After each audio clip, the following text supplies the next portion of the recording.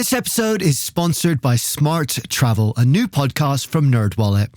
You know that one friend who always finds the best travel deals, picks the right cards, and somehow ends up in first class for the price of coach? How do they do that? Well, Smart Travel is like that friend, but in podcast form. They cover all things travel finance, like which travel cards earn their keep and which are just heavy, shiny metal, and planning group trips that won't ruin your budget or your friendships. So travel smarter and spend less. That's the key with help from NerdWallet. Follow Smart Travel wherever you get your podcasts. Armchair-Explorer is a part of the Voyescape podcast network. Check out all of their shows from around the world at voyescape.com.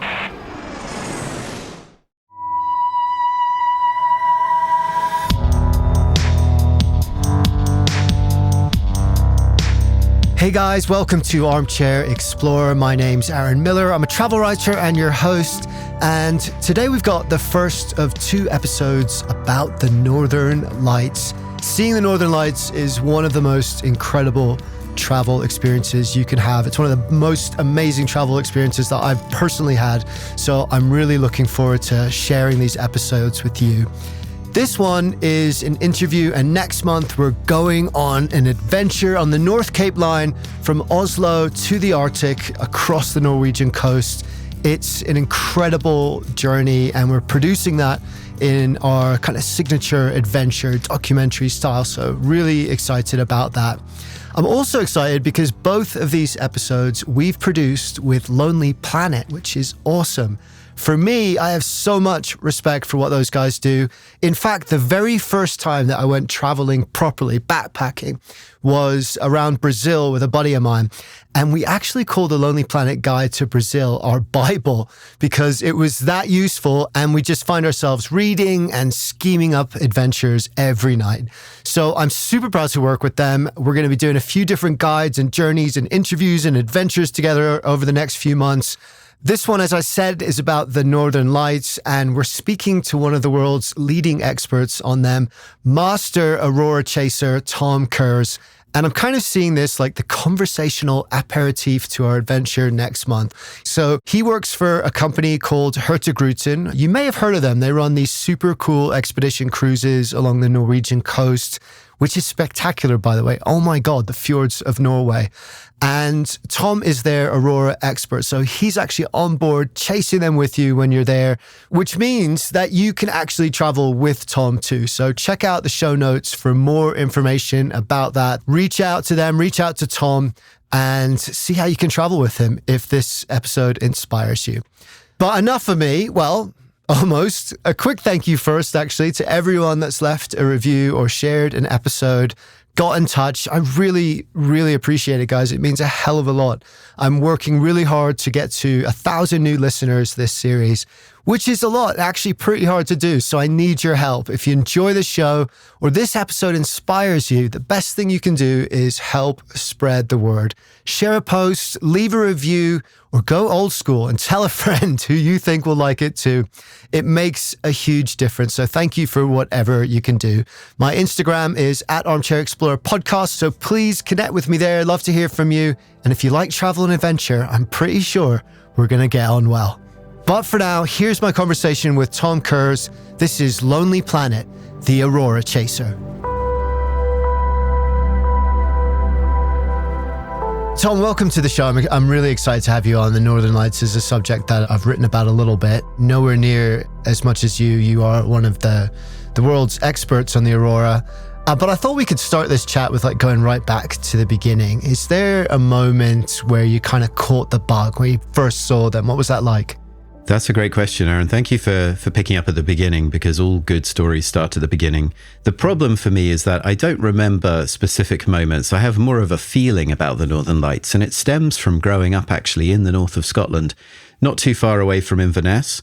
On the north coast of Scotland, it was possible on rare occasions to glimpse the lights, and this was back in the early 90s, so there weren't a great deal of bulletins notifying you. You wouldn't get news reports telling you to go outside and look at the lights. You just might get lucky in those days, and the whole space weather forecasting scene didn't really exist the way that it does today. But my father also was in the Air Force and used to fly planes up over the North Sea and get the much better perspective through the panoramic cockpits of these fighter jets and tell me stories.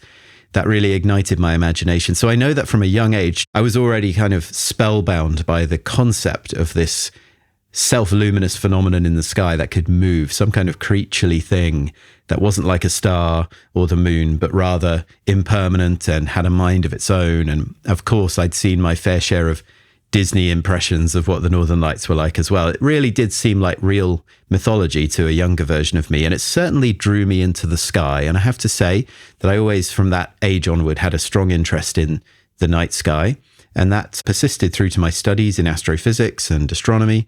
But it wasn't really until I actually started to work with the Aurora that I really caught the bug. And I couldn't give you a specific date, but I can tell you a specific story.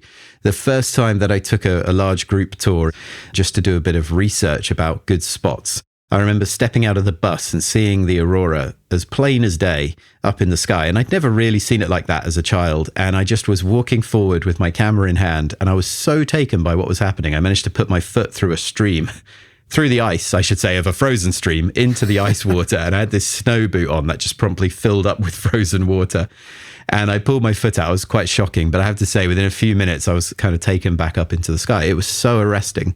I think I knew then and there that I would have done anything to make the Northern Lights a part of my career. So I'm very grateful to be where I am today. I wonder, I think it's on a lot of people's bucket list. And of course, we see photographs of it, but the photographs don't really convey that feeling. And you mentioned that feeling. The first time that I saw the Northern Lights, I was up in Alaska, and I had this weird moment where it was like I was almost afraid. Like my first reaction was almost like, oh my God, like the sky should not be doing that, even though it's so beautiful. But could you maybe describe, go into a little bit more about what that feeling is for you and what you're seeing in the night sky? You're absolutely right to talk about initial response, that fear is an interesting one. And I don't think there is a right or wrong way to respond to something that you see in the natural world. The correct response is the one that you allow to flourish in you and actually explore afterwards. Because the natural world can inspire us. And I think it's actually quite similar to what we make ourselves in the world of the arts, that it should elicit a response. And there is not necessarily a right or wrong way for a receiver to feel. And when I look at the Northern Lights, I do feel very complex emotions. I appreciate the extraordinary beauty. I do liken it to art. I know that art strictly is a human expression, but there is an artistry of a sort within nature when it comes to the Northern Lights, because it has a painterly quality to it that's quite unlike everything else. And the Aurora also, it's a kind of sunshine that we can only see at night. And so there is a tangible connection between our star, the sun, and our world. And I often think of the Aurora as the end point of a series of very large invisible processes. So it's like a visible expression of what we otherwise would not be able to see, which is this touch of the sun that's occurring on a massive scale, but in a manner that's totally invisible to us. It just happens to, at the very end of its journey, create this visible expression in our sky.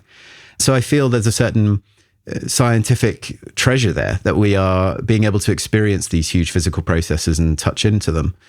But at the same time, there is also the historic view, and we are not really different from our ancestors who just within the last few thousand years entertained all manner of fabulous stories about the Northern Lights, often connecting them to transcendental experiences or the afterlife or animals, in many cases fires, which I think they are very evocative of, and fires are also something that naturally instill fear in us.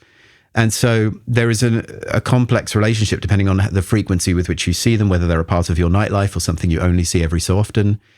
But I will say this, for me, although I've seen thousands of individual Aurora displays across, quite literally hundreds of nights of chasing, there is always a new surprise. There's always something new. And each time, just glimpsing the Aurora, it does feel like the first time. I am lucky to be experiencing it vicariously through the eyes of other people all the time, especially first timers, which is really exciting. But it still feels like the first time, every time. And you never really know what's going to happen. So there's a kind of unique promise there that the best auroral display is going to happen at some point. Whether it's in your future or not, you don't know. You just know you don't want to miss it. So the anticipation is quite high as soon as it appears. And for me, it's become sort of raw excitement more than anything now, even than admiration. It's just excitement. What's going to happen tonight? And as soon as it starts, it's like the first notes of a symphony, but you don't know what's going to happen as it develops. Yeah, it's interesting. Like, I think it's worth pointing that out too, that every night is slightly different, different colors, different patterns, different shapes. So you really don't know what you're getting. And I'd love to kind of go into the science of why that's so. But just to bring up a point that you said earlier about these invisible forces that you're witnessing, I often thought that too. If you talk about like light particles from the sun kind of hitting our atmosphere, and what you're seeing from the sun is obviously like the giver of all life, right? It's the foundation of everything, but it's invisible to us. But except for this one moment where you see it, and it's almost like you're seeing this powerful, invisible thing that creates all of us, and you kind of get this glimpse of it for a second. Yeah, it's like a reminder, the sun reminding you that it's still there. Just because you've rotated away, you're not going to escape that little reminder that the sun is influencing the solar system. We think of the sun's influence as heat and light because they're directly connected to the chemical processes that make life possible and actually make us happy. You just go outside and stand and bathe in the sun and you feel better immediately. There's something extraordinary about it. And then the aurora, by comparison, is this cold, silent phenomenon that feels close but is actually quite far away up in the sky. And yet it is a more expressive phenomenon of the sun's interaction. The aurora also reminds us of the Earth's magnetic field, and the two are in an interplay. But that magnetic field is itself kind of a protective bubble for the Earth, and it protects us from the double-sided nature of the solar wind. On the one hand, the sun's radiation does heat and light our world. On the other hand, that radiation would be harmful if we were just bathed in all the excesses of the electrical currents that come out of the sun. And so it is the Earth's magnetic field that protects us, and at the same moment takes some of that energy that would be harmful and turns it into this harmless and very beautiful, expressive visual splendor. So yeah, there is this sort of reminder, and it does, for me, I do think about the sun when I see the Northern Lights. Even though I can't see it, I think about it, and it does make me appreciate our star ever more actually than just looking at it during the day. And I wonder if you could sort of compare as well. I think when we look up at the Milky Way on a truly dark night and you see that sort of like river of stars, and that so many of us that live in cities that really have never seen properly. And there is, of course, this incredible sense of wonder. But it's different. There's something comparable but different, seeing the awe of the Milky Way and seeing the awe of the Northern Lights, isn't there? There is something very different. The Milky Way is this unfathomable, eternal structure. And while it does change over your lifetime and over my lifetime, it looks the same every night. It will look the same on the night that we pass away as it did on the night that we entered this world. And it looks the same as it did when William Herschel first pointed a telescope at the Milky Way back in the 18th century. There has been no appreciable change there. And it is so far away. We can feel that the stars are so far away, even on a very dark night. And meanwhile, the aurora, it seems to be happening just 20, 30 meters above our head. That's how it feels. It seems to be something that comes down to us. And that is because, in a very real sense, it's a precipitation of energy down through the ionosphere. So it almost feels like a rainfall. Like if we don't put our umbrellas out, it's going to land on us. And yet the Milky Way feels so, to me at least, feels very out of reach because of its enormity and size and scale. But yes, the Milky Way is just this reliable, repeatable sight. As far as we're concerned, it feels still. There's a stillness there. And then the aurora, by comparison, when it's ignited, when the energy comes in, it's almost impossible for it to sit still. And to me, it's more like an animal. It's more like stalking an animal than seeing, something eternal. So maybe the Milky Way is like deep time. It's like geology. If you're into rock formations, that's what you're studying there. But if you want to see a snow leopard and it's slinking behind those rock formations, that's the aurora. You might just glimpse it. And if you get your conditions right and you make your own luck, then you're liable to get a better view. Yeah, that's a great way to explain it. And I love this idea of the sort of aurora almost as rain falling down around you. And it can feel like that. And you also mentioned this idea of it feeling like an artist painting. It is very soft, the way it moves and changes color. Do you think that's sort of the impermanence of it and the fact that it is hard to find in many places. And of course, what you do is make it much easier, but there's no guarantee you'll see it. And the fact that it's different every time, is that what keeps drawing people back? Because I know people will come and see it with you for the first time, but you're not like, oh, I've done that now. You want to come back, you want to see it again. Yeah, candidly, there are always some people that you'll meet, and I'm fortunate that I don't meet very many, who see the Northern Lights as a bucket list item primarily, so that when they do glimpse it, they check the box and they go back inside. I've seen it now, fine. And I think that such people perhaps lack curiosity about the natural world. They like to be able to say they've done it all, but perhaps they're not really immersing themselves in any of those experiences, maybe not really living the Northern Lights. And I think that there's a kind of special relationship that we have with these sorts of phenomena, because as you say, there's no guarantee.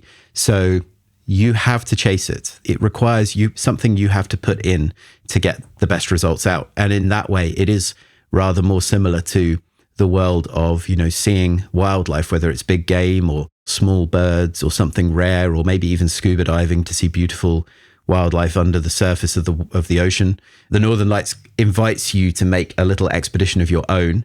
You're going to get cold, most likely. There are going to be some uncomfortable sensations, and they're necessary to flesh out the full experience, because the bite of the Arctic air or the snow starting to seep through your woolen socks, that is actually a part of that experience. And as we said earlier, there are things about Aurora you just can't capture on camera, and a lot of it is that.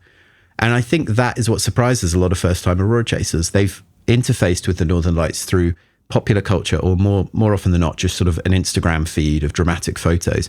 But when they come and see it, as we've alluded to, there's something felt within that nobody can tell you what that's going to be, but odds are you're going to be compelled to get that feeling again. So you will come back. You'll want to come back.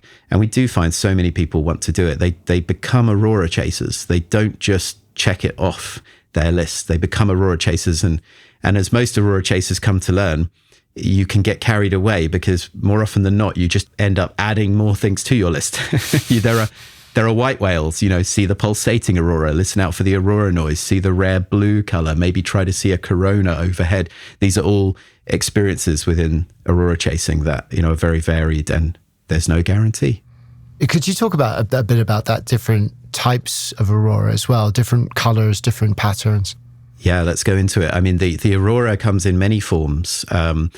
Different people have different names for it, and I wouldn't say that mine are necessarily the consensus, but the aurora, as we said, it's like a precipitation. So it is raining down through the upper part of our atmosphere. We can't breathe in this part of the atmosphere. It's not down here where aircraft are or where life is. It's way, way up, much, much higher, 56 miles plus, up to maybe 600 or even 700 miles above the ground. So it's a very, very high altitude phenomenon. And so the geometry of how we see the aurora can vary. We might be, down in the south of the UK, for example, where I live, or maybe in the lower 48 states in the US. You might even be further south, somewhere close to the tropics, and glimpse the top of the aurora. And so from your perspective, all you're likely to see is a sort of glow of light on the horizon, the very top, highest altitude part of the aurora. It's the faintest part, and it has a sort of purplish and maybe reddish color to it. And so it might look like a fire in the north. That might explain why so many Native American tribes associated auroras with fires, for example, up in the north. Or maybe you live in the north of Scotland or the south of Norway, and so it's more likely that you will see a little lower down into the auroral band. And so you might just start to see more structure. And in particular, you might start to see what I call rays. Some people call them spires or beads, but these are the kind of discrete spikes of stronger light, stronger aurora. And this is where the electrical currents that create the aurora are more focused in these places. But it can also remind us of the stories that some cultures have told about souls marching up to heaven, because it does look like a procession of people with throwing sort of shadows onto a wall or something as they walk up into the sky. And then you go up to the Arctic, the low or high Arctic, and maybe you're in the very north of Norway, in Finnmark or Nordland, one of the northern counties of Norway. And up there, you will see the aurora fully detached from the horizon, because you can now see that 56-mile gap between the surface of the Earth and where the aurora begins. And now you're going to start to see the curls, the knots, the folds that occur within these auroral bands, or curtains as some call them. And as they migrate and come overhead, you have every opportunity to be surrounded by aurora, at which point you can witness one of the white whales for all aurora chasers, a corona, or the crowning aurora, where up in the center of the sky, from your perspective, the infinity point is just the gap in the sky almost, and the aurora is raining in every direction around you. You're underneath that narrow structure, which may only be, a mile wide or 10 miles wide, or maybe just 100 meters, about 300 feet wide if it's very narrow, but hundreds of miles tall. And if you're right underneath it, you can be underneath that corona for many minutes and absolutely spellbound. Within the aurora, there's a very common color palette, and the most common color is green. And this is emitted by just oxygen, but not the oxygen you and I are breathing right now. It's an atomic oxygen, much, much higher up and much more sparsely spread.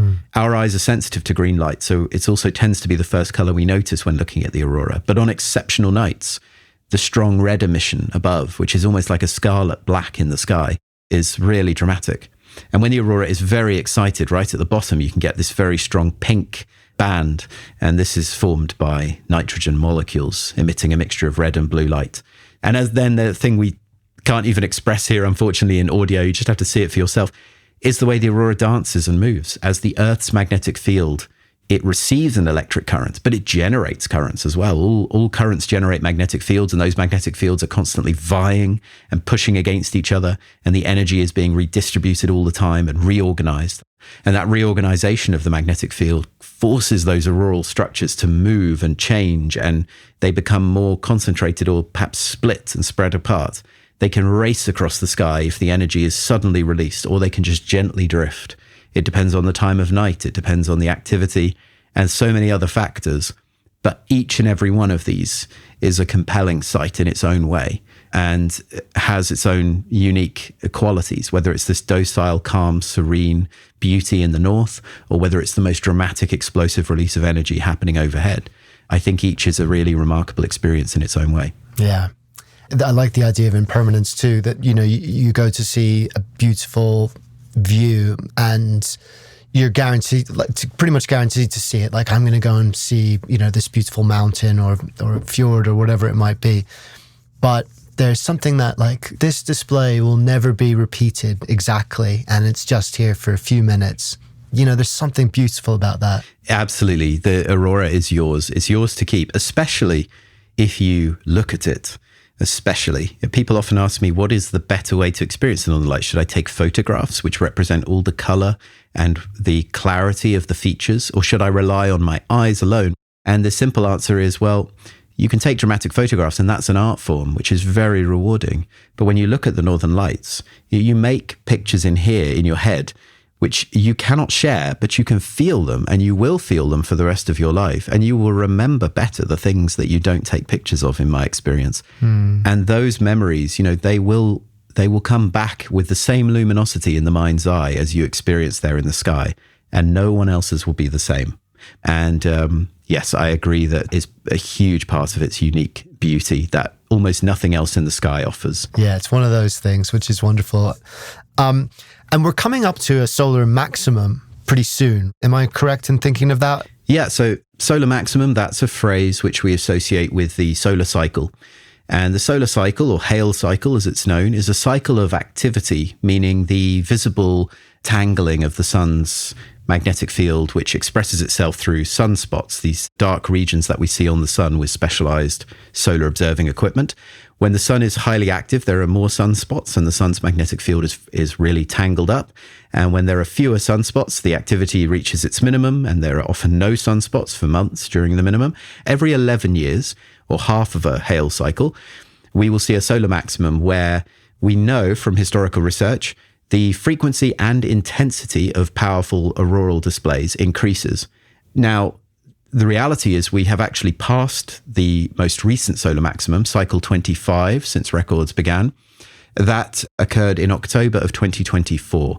There is some confusion about this because we've had an excellent aurora season just gone by, and we anticipate another very good aurora season coming up this autumn, fall, going into winter of 2027. Why is that? Well, the answer is because it is actually in the declining phase, the years after maximum, that the aurora tends to perform better.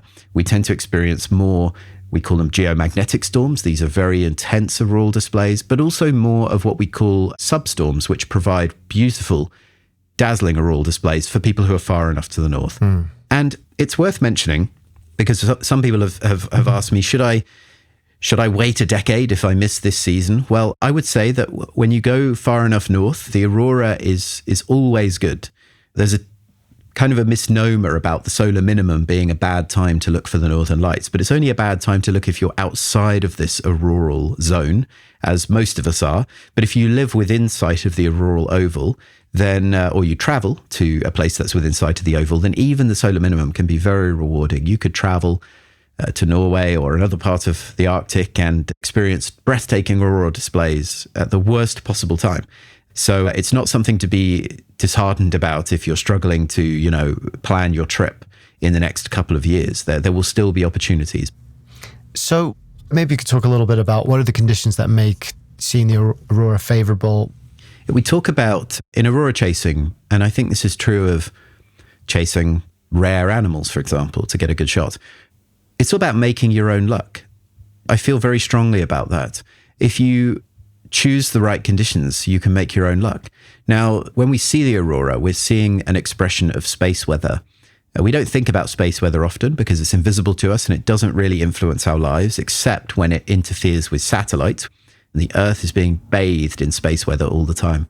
And space weather can be calm and it can be stormy and turbulent. And unlike stormy and turbulent weather on the ground, which is rather unpleasant for us, turbulent space weather is fantastic because it drives the mechanisms that give rise to bright and dynamic auroral displays.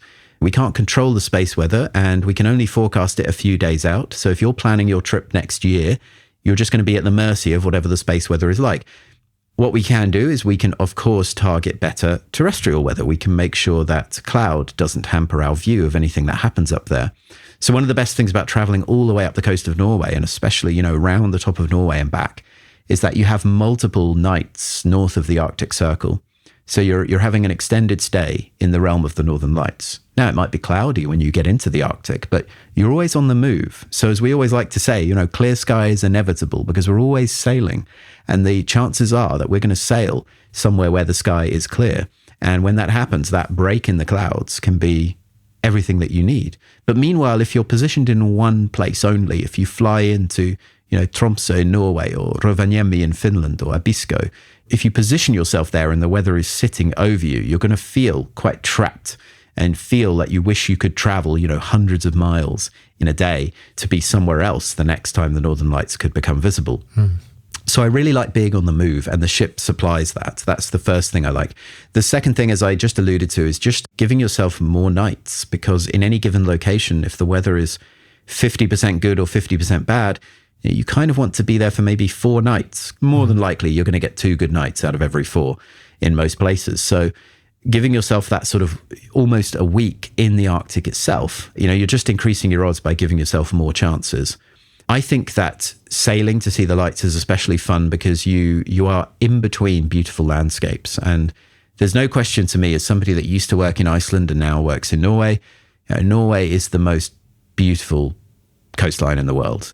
Without question, the way the mountains meet the sea there is so dramatic. It belongs in a Tolkien or a Disney story. Truly astonishing. And to have that place where the sea and the sky meet, that line between the sea and the sky, be so beautiful, that has its own appeal, but it really elevates, from, in my opinion, the scale and the impressive nature of the Northern Lights. Hey guys, Aaron here, just jumping in with a quick shout out for our guest, Tom Kurz. If you're enjoying the chat, hope you are, then you can connect with him on social. @Tom Kurz is the handle. That is spelled Kerss, little extra S there at the end.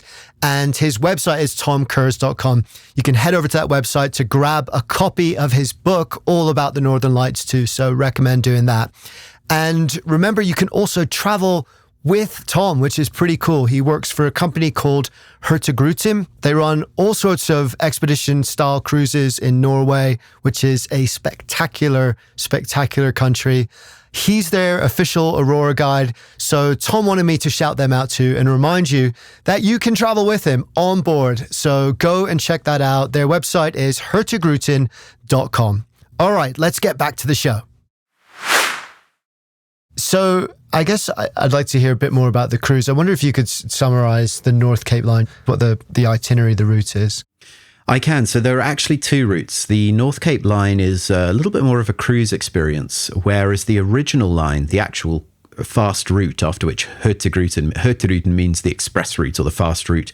So that is named for the line that was established in the early 20th century that would take people all the way from Bergen in the south of Norway, all the way up to a city called Kirkenes. They say it is like Kirkenes is how it's spelled, but they pronounce it Kirkenes.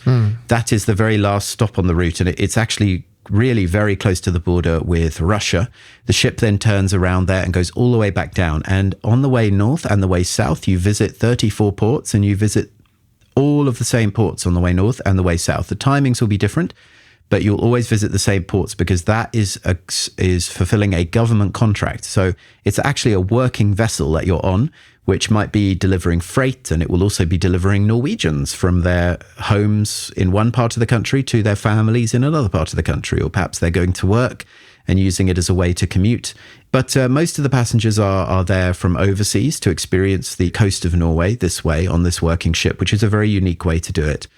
So the first port is Bergen. In the south of Norway, we visit some very beautiful cities where you have an opportunity to explore the city. A good example would be the city of Ålesund.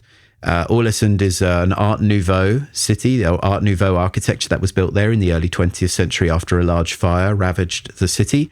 But it's extraordinarily beautiful with its colourful buildings and lots of interesting activities, including hiking in that vicinity and going into some of the beautiful fjords like Jøren Fjord, that's very famous. Another wonderful city in the south is Trondheim, which is an ancient Viking city.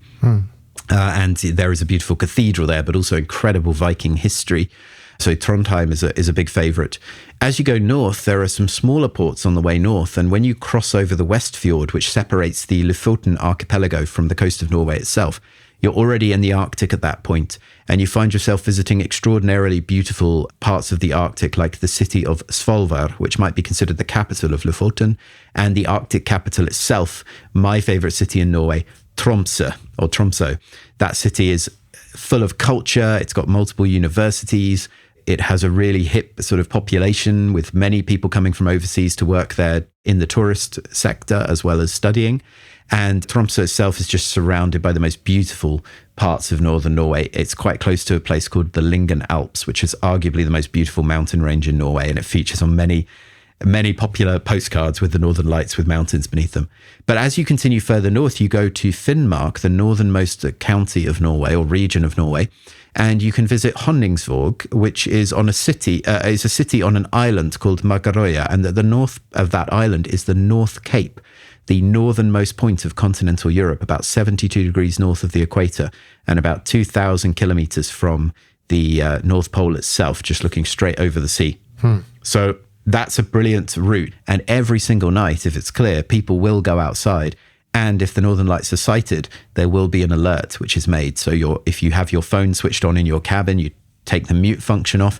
You could be woken up at any hour of the night if that's your fancy. Throw on some warm gear and step out onto one of the open decks. And there are two open decks, one that goes all the way around the ship, so you can look in any direction, and one that's on the rear of the ship at the back that's more spacious. But, if you're sailing north, you might want to be on the front of the ship. And in the summertime, the North Cape line transitions to the Svalbard line. And in those cases, the ships actually go all the way up to Svalbard, where you can see polar bears and experience the midnight sun. Wow. But there's not much work for someone like me on board because there are no northern lights to be seen during that season. So, yeah. So I'd love to hear maybe some of your sort of first-person memories or stories of different places. I have done everything there is to do, and more than once, yes. I've done mushing on a dog sledding before. I've done a lot of snowmobiling, which is great fun in Norway. They have great snow, especially in the north. I love the cultural experiences. Meeting Sami, or not perhaps meeting Vikings, but meeting people who tell you about the Viking life is really interesting. And yes, the Sami is such a wonderful culture to experience. In Norway, the Sami are the only people legally allowed to keep reindeer. Reindeer are very central to their culture, and just meeting reindeer is very exciting in its own way. But seeing how the Sami live with the reindeer, experiencing the Sami music and their pictographic kind of language, as well as their spoken language, which includes its own allusions to Sami folklore. They call the Northern Lights guasahas. It means light that you can hear, or maybe light that speaks. So those experiences are highly recommended by me. I also recommend anything that will just get you out to see a bit more of Norway's incredible countryside. Going to the North Cape is fantastic because not only can you stand at the northernmost point of continental Europe, and if you open your maps on your phone and you zoom out until the map is like a spherical Earth, you're basically standing almost exactly upright on the top of that globe, which is really cool. And then you can just do something that's surprisingly simple, but really fun. You can post yourself a postcard from the North Cape and you can explore the incredibly lousy postal service that Norway and some other Scandinavian countries seem to have, and race your postcard home. You're guaranteed to beat it, even if you live in Australia or something, because the post is so slow. But what will happen is months later, a postcard will arrive that you posted to yourself from the North Cape, which is really exciting. The northernmost post office in Europe. So that's really cool. That's a great idea. So just kind of coming to the end and bringing it back to the Northern Lights, I guess I'm also interested, like the first time you see it, I mean, you must have had some incredible reactions. Like, what are your stories around that? I'm so lucky because in my job, I get to see the Aurora through the eyes of almost everyone, from the absolute novice to the quite experienced Aurora chaser that's trying every part of the Arctic. And the reactions are the fun for me. That is what makes it so fun. So for some people, of course, it's just outright excitement. They're shouting, they're hopping up and down, literally pointing at the sky, trying to gather everyone around them. Did you see that? Did you see that? Can you see that? And of course, we all can see it because it's available to everyone at the same time. So it's this shared but also very intimate experience. But on the other end of the spectrum, some of my favorites are the people who go really quiet. You don't know exactly why. Maybe like you, they're a little bit unsure. They're a bit. It's like, this is very strange. This shouldn't be happening. Or maybe they're just spiritually connecting to the site and they're kind of overwhelmed. Or they're pondering the science, and they're thinking about the scientific processes at work and trying to spot things that they've been looking out for. There really is the full spectrum. Some people want to go and stand on their own, and others just want to group up and try to take a selfie or just kind of hug each other and hold each other. And then there are my favorites, and they're the ones that cry. It sounds mean, but when people cry, that they're going to remember that experience. It's going to be transformative. And some people do just sort of well up because it is more than they were expecting. One of my favorite stories, though, has to be of a man called Jim. Now, Jim was a photographer, but he was retired when I met him. And he came from Colorado, and he did a lot of photography for magazines. Very talented photographer.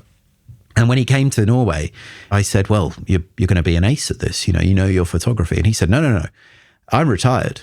I don't want to take any photographs. That was my job. I'm here to see the Northern Lights. And Jim and I stood outside in December of 2023 during the peak of the Geminid meteor shower, which is the finest meteor shower in the annual calendar, under pristine Arctic sky. And we watched the Northern Lights together for 7.5 hours as meteors shot through the green curtains and added this extra illumination. Jim did not take a single photograph of that. I've never known anybody to just absorb so much aurora without that. And I understand the need to take a picture. I'm a millennial. I get my camera out all the time and take pictures of everything and never look at those pictures again because my camera roll's too big. Jim just wanted to experience it. And it really slowed everything down for me. And I realized, when I retire, I want to be like Jim. I really want to be like Jim. And so I think that everything, I don't know, whatever you want, whatever you put in, you'll get that out. If you go and you don't care about trying to get the optimum photo, you'll absorb the aurora like no one else. But on the flip side, if you're a keen photographer and you want to sell your own prints of dramatic aurora photos, you'll get those too. And everyone's reaction is fascinating to me. And your reaction will be fascinating to me when we travel together. 100%. Yeah, I know. Yeah, I know what my reaction will be. It's complete awe and wonder. I mean, I'm one of those guys that is kind of goes deep into that experience, and it's like nothing. I've only seen it once, and it's like nothing I've ever experienced before. And I've been lucky to experience some pretty cool stuff. I'm going to throw you on the spot here. I kind of wanted to just finish with going back to that feeling, I guess, and what I'm talking about, and that sort of deeper experience and transformative piece of it, and the mythology and everything that's that around it, the energy from the sun. I don't know if there's a way that you could not summarize, but that kind of brings that whole idea together almost as like a message to someone listening of like, this is what it's all about.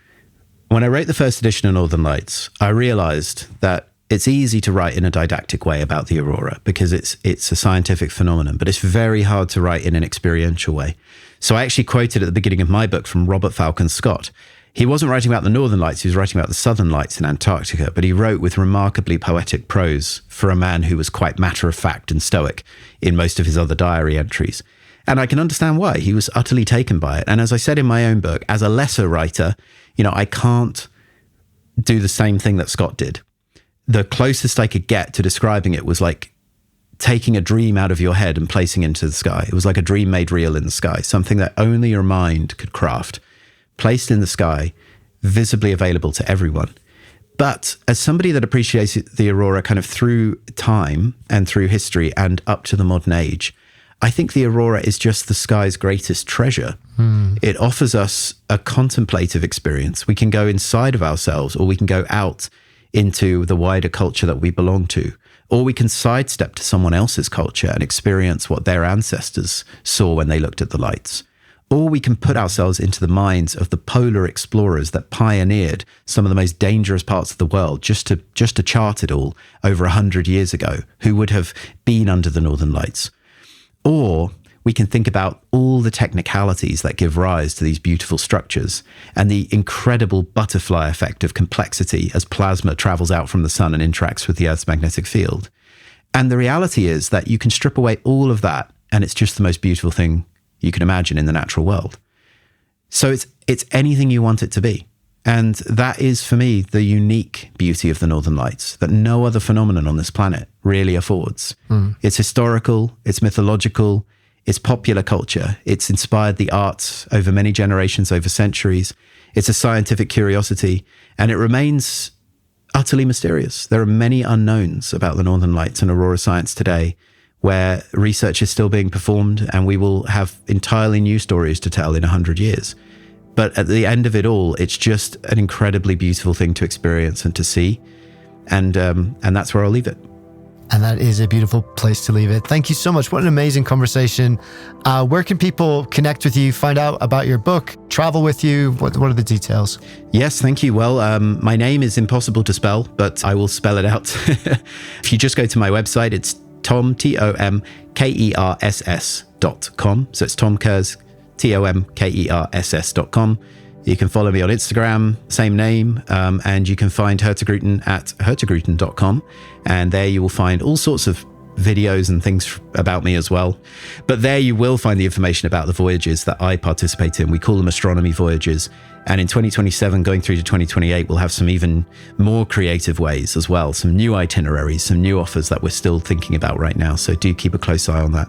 But you can always just drop me an email and reach out to me if you have any questions about the Northern Lights or astronomy in general, because I love to hear from people. And my books are available wherever books are sold, I believe.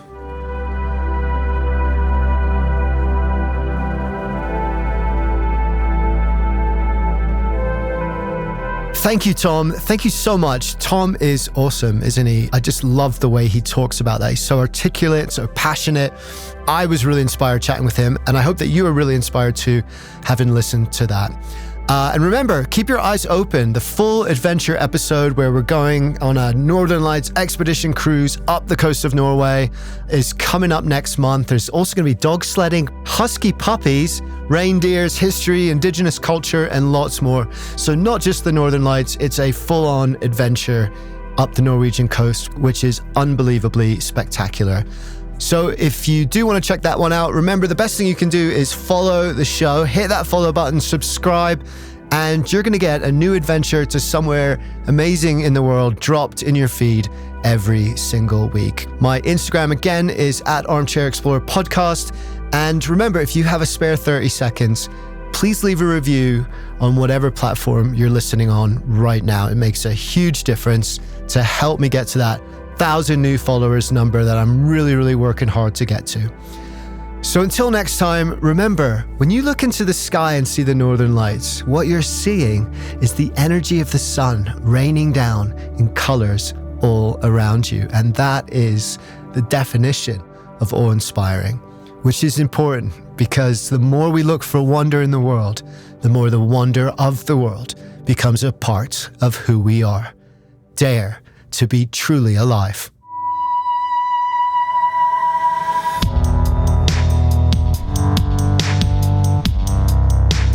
Armchair Explorer is produced by Armchair Productions. You can find our other shows at armchair-productions.com. I presented the episode and Jason Patton produced it.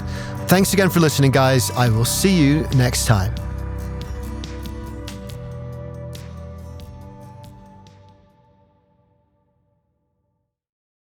Quick question. Do you want travel tips from people who have actually been there? Our show is co-hosted by Tim Johnson, an award-winning travel journalist who's been to more than 145 countries around the world. And I'm David Brody, the other co-host who's been travel podcasting for 20 years while traveling to 50-plus countries around the world. About 10 or 20 minutes per show, we break down a destination with the kind of insight you usually only get from long guidebooks or hours of research. So if you want expert advice, zero fluff, and travel inspiration that you can actually use, search for Travel in 10 wherever you listen to podcasts, or you can also find us at boyescape.com. Hi, I'm Pauline Fromer, host of the Fromer's Travel Podcast. We post new episodes weekly, detailing the kinds of money-saving tips and cultural insights that will make your trips richer without making you significantly poorer. We do so by interviewing real travel experts like TV host Samantha Brown, Fromer's authors from around the globe, and such public figures as Free Solo's Alex Honnold. It's a fun travel party. I hope you can join us.